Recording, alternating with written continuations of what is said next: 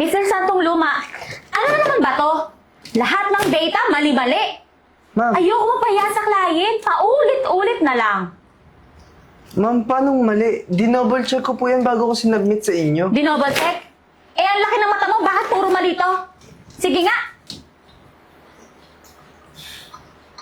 Sige po, double check ko na lang ulit tapos isasubmit ko po ulit sa inyo. Double check mo maigi, ha? Sa susunod pa na magkamali ka, tatanggalin na kita.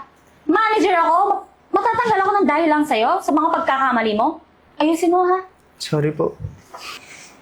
Ako sir, ang init na naman ng ulo ni ma'am, ang aga-aga. Kape niyo pala. Thank you, Eden, ah. Tsaka si Ma'am Arian, huwag niyo na yung pansinin. Ganun naman talaga yun. Pagalitan ka na naman ah. Kasi, gagawa mo. Alam mo, tataka ako. Paano ka nakapasok dito? Siguro, pinsan mo si Bossing. Wala akong kamag-anak dito, Josh. Nakapasok ako kasi magaling ako. Ang galing ka papagalitan. Sabagay, di mo naman sila kamag-anak. Yung mga singgit yun, ang laki ng mata mo. Sir Josh, masyado ka naman pong mapanglait. Tsaka tignan mo nga yung itsura mo, mapanglait ka. Hindi nga nabagay sa yung damit mo. Ang ikli-ikli kesa sa katawan mo. Police representative ka? Uy, nakakalimot ka. Office mo tsa-tsa ka lang dito. So, ba't lagi kayo magkadikit, ha? May relasyon ba kayo? Lovers yarn? Ha? Huwag ka nga mag-isip ng ganyan. Tsaka si Eden, office girl yan. Ginagawa niya yung trabaho niya. Hindi lang naman sa akin, sa iba ding mga empleyado. At isa pa sir, totoo man namang magaling si Sir Renz kesa sa'yo. At saka kung lagi siya napapagalitan, hindi natin alam. Baka may nanunulot. O nagsasabotahe. Tsaka yung problema na nire-reklamo ni Ma'am Arian, madali lang naman solusyonan yun eh. Kasi para tumaas yung SEO scores ng mga ads, kailangan i-align yung mga algorithm at maintindihan yung mga target audience. Tsaka marami pang tools na pwedeng gamitin para mapakinabangan yung program. Ang galing mo, ah. Paano mo nalaman yan? Kayo? Mata! Ulo! Kaya lang sir, huwag niyo na yung pansinin. Inumin niyo na tong kape habang mainit pa. Thank you talaga, Miss Eden. Siya sige sir, mauna na ako. Sige, May kailangan pa akong linisin. thank you ulit.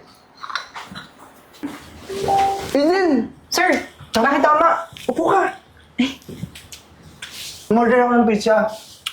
Para sa'yo talaga yan. naku sir, salamat po Tamang-tama, gutom na ako.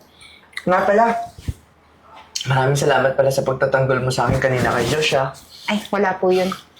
Tsaka, mga sinabi mo kanina, galing mo, ah. Paano mo nalaman yun? Kasi sir, undergraduate po ako ng IT. Nag-apply naman po ako dati, kaso mga kasabayan ko graduate. So sila po yung priority. Bakit di ka na lang mag-apply dito? Total, ang galing-galing mo naman pala. Sa ngayon, sir, mag-office girl muna ako. Kasi siguradong hindi naman ako matatanggap. Pag may chance na, doon na ako mag-a-apply ulit. Naku, madaming chance para sa'yo. I-try mo ulit. Opo, sir, itatry ko po kapag may lakas na ako ulit ng loob.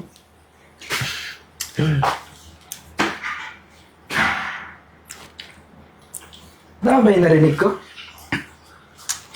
Ito ang paslupa. Nagiging empleyado ng kumpanya. Bilang isang developer. Yang mukhang yan.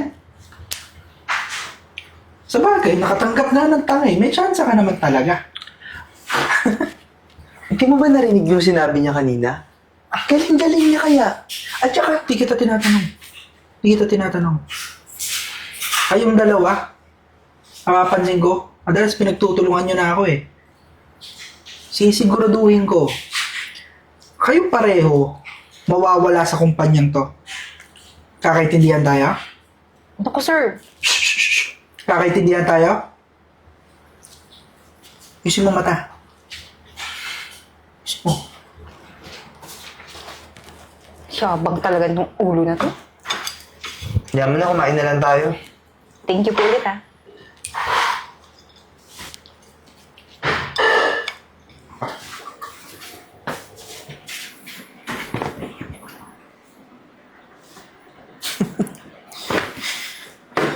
Tapos ang maliligayang araw mo.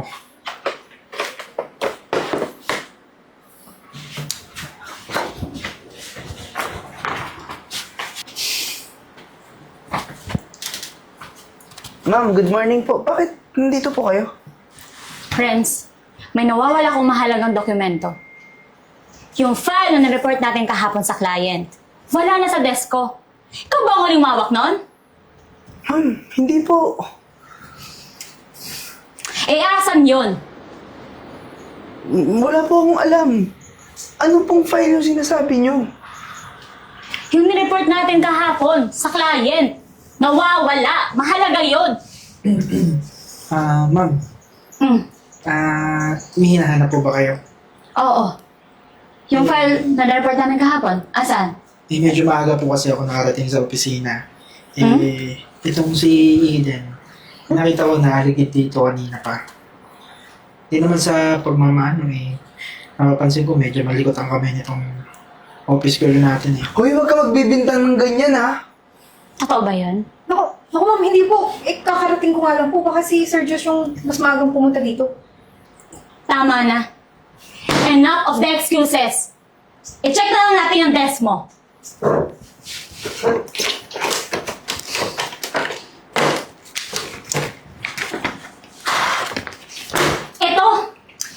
Ito yun. Ito ang mahalagang dokumento na hinahanap ko. Bakit nasa table mo, Renz? Sige nga, mapaliwanag ka. Sinasabi ko na nga ba eh. Hindi naman sa pag-ano ma'am. Feeling ko talaga itong babaeng to may kasalanan dyan. Naku ma'am, hindi ko po yung magagawa. Tsaka ayoko mong matanggal sa trabaho. Kaya sinisiguro ko po yung trabaho ko dito. Maayos. Alam niyo, kayong dalawa, tatanggalin ko na. Ayoko ng sinungaling, ha? Ayoko ng bulaan. Kaya manggagaya pa kayo? Bakit nandito to? Sasabotahin niyo pa yung trabaho? Ha? Ma'am, huwag niyo po kami... Posisyon ko ang nakasalalay dito. Pagiging manager ko. Ano to? Ngayon, tanggal na kayo. Ma'am. Wala na kayong trabaho simula ngayon. Naintindihan niyo? Ma'am, hindi ko po alam talaga paano napunta dyan. Huwag niyo naman po kami tanggalin. Tumigil ka na. Huwag ka nang magsalita. Simula ngayon, wala na kayong trabaho. Alis na. Di na kayo papasok. Kaya napapala nyo. Ma'am, dapat talaga dyan sa babae na yan, tanggalin na yan eh. Alam niyo yung mga baong ko minsan sa rep, nawawala. Malamang tinitirador niyan. Grabe. Gina, umalis na kayo.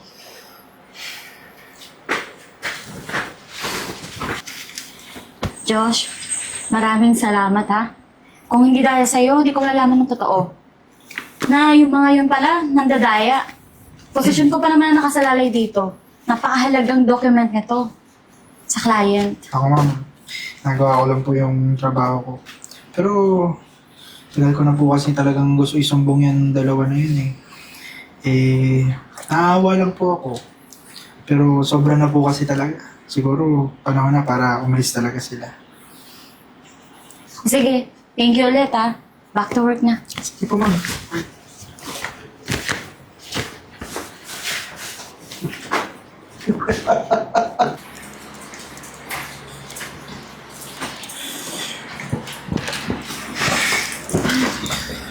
Ano ba gagawin natin ito? Hindi ko nga rin alam eh. Naku, Eden. Sa akin umaasa yung pamilya ko. Hindi ko alam saan ako kukuha ng pera ngayon. Wala na tayong trabaho. Ako rin. Yung pagiging janitress office girl ko nandun yung pag-asa para magkaroon akong trabaho. Ay, pero huwag kang mag-alala. Kasi naniniwala naman ako na kapag may nawala, may mas marami pang opportunity na darating. Nako, sana nga. Hindi ko alam saan tayo maghahanap ng bagong trabaho ngayon. Bakit kaya di tayo mag-freelance? Oo, total, ang galing-galing mo naman din eh. Kasi, di ba alam mo yung mga tungkol sa SEO tsaka pag-increase ng mga advertisement? At saka ako, alam ko yung tungkol sa mga IT. Pero kailangan natin humanap ng mga client na magtitiwala sa atin. Tapos, magmamanage ng social media natin. Pero, Siguro, sisimulan natin gumawa ng portfolio kasi madali na lang siguro makahanap ngayon. Total, marami naman ang mga virtual assistant na nag-a-apply, di ba? Hello, excuse me. Narinig ko kasi yung pinag-uusapan niyo. Pasensya na ha. Yung mga advertisement na sinasabi niyo, yun ang eksaktong hinahanap ko. Naghahanap kasi ako ng social media manager. Oh, Oo, kasi itong mga ads na to, hindi ko na kasi maintindihan. Tingnan mo nga. sige po. Check mo nga kung kaya niyo yan. ay naku ma'am, tama-tama. Alam po paano magpataas po ng SEO scores. Pati po yung niche ng... Target audience nila. Yes, yun po ma'am. Alam po po. Ang galing. Alam niyo yung sinasabi niyo.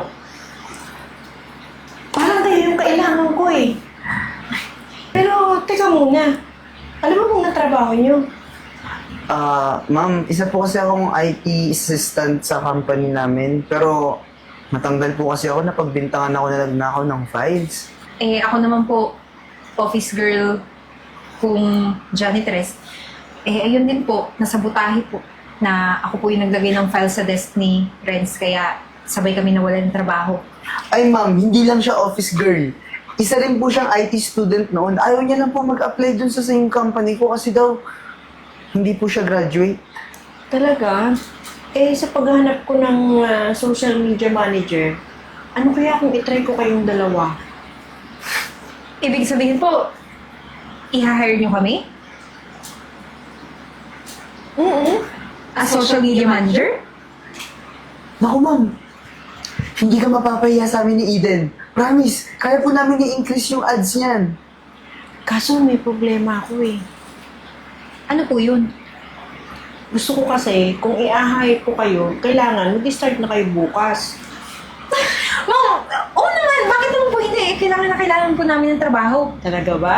Opo. O sige. Ako ma'am, maraming salamat. Ako nga po pala si Renz. Okay. Eden. Ikaw, Miss Eden. Ako si Miss Gina, no? Then, bukas, paano? Expect ko kayo ha, sa morning. Opo. Sige po. Eh, pero ma'am, asan po yung location niyo? Eto ang calling card. Puntahan niyo na lang ako, ha? Sige po. Expect ko yan, ha? Opo. Okay. Una na ako sa inyo. Sige po, bye-bye po. Salamat. Bye-bye. May trabaho na tayo! Ako, ito yung sikat na company ah. Kaya nga eh, si Miss Gina pala yung CEO nun.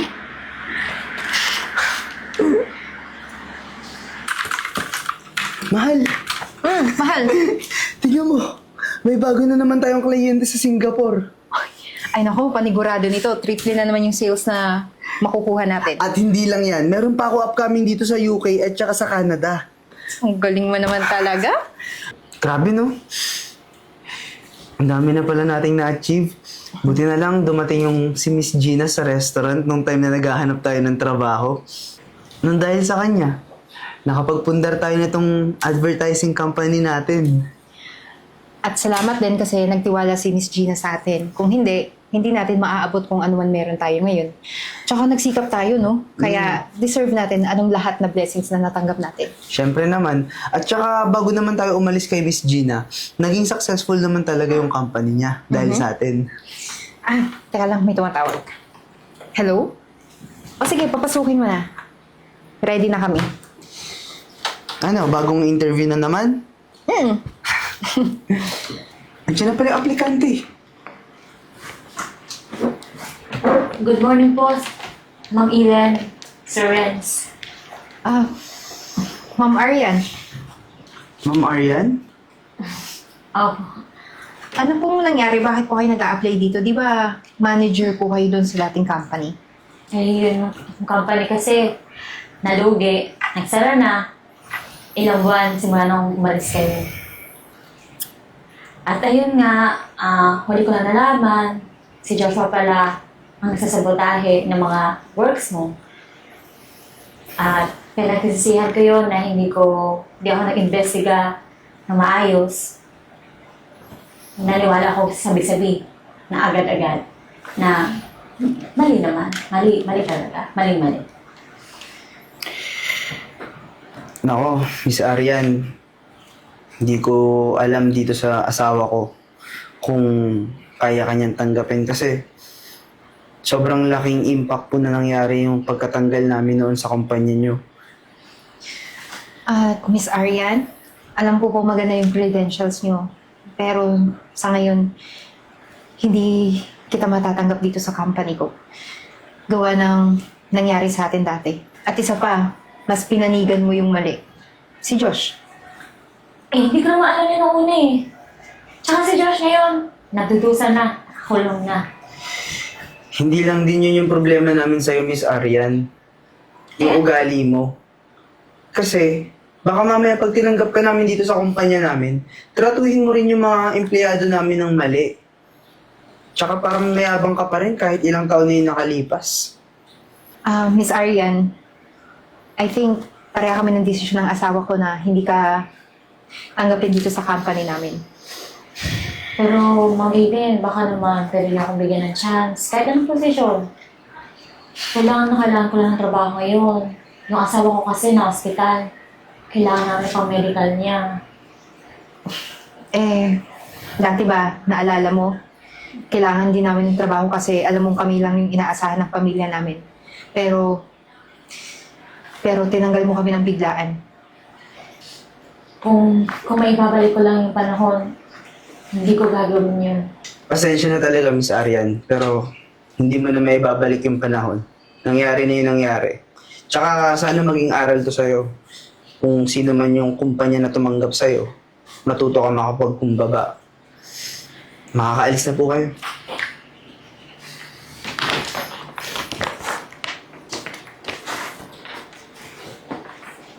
Mahal, tingnan mo yung bahay natin, malapit na matapos.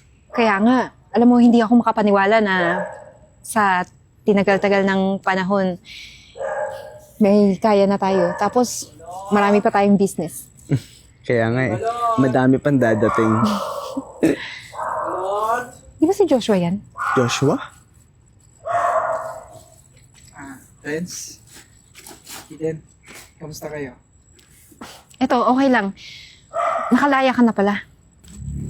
Nagtitinda ka na lang ng balot ngayon. Wala kasing tumatanggap sa akin. Baka naman may opening sa pinagtatrabahuan niyo. Baka naman pwede niyo ako ipasok. Madaming opening ngayon sa kumpanya namin. Kumpanya na namin, oo. Alam mo, gusto kong magpasalamat sa'yo. Kasi siguro kung hindi kami natanggal, hindi namin mararating kung ano yung meron kami ngayon. Kaya salamat sa masama mong ugali. Pasensya na, Josh. Hindi namin kayang itolerate yung ugali mo. Baka sa company namin, gawin mo din yung ginawa mo sa dating trabaho mo. Kaya sorry. Nga pala, busy pa kami eh. Pinapaayos namin tong bahay namin. Sige ah.